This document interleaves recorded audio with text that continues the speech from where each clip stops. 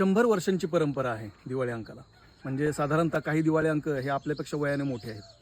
तर पहिला दिवाळी अंक कधी आला होता, त्याचं नाव काय, त्याचे संपादक कोण, याबद्दल आपण बोलणार आहोत.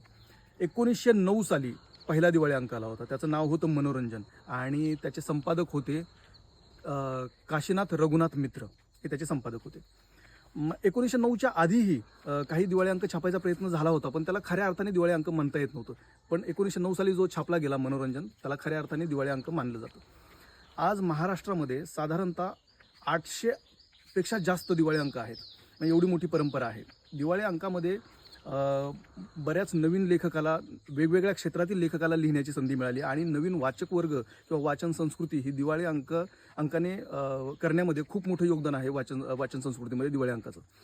तर तुम्ही साधारणतः कोणते दिवाळी अंक वाचले, तुम्हाला आवडलेला कोणता दिवाळी अंक, आणि आत्ता सध्या तुमच्या घरी कोणता दिवाळी अंक येतो हे मला कमेंट करून सांगा.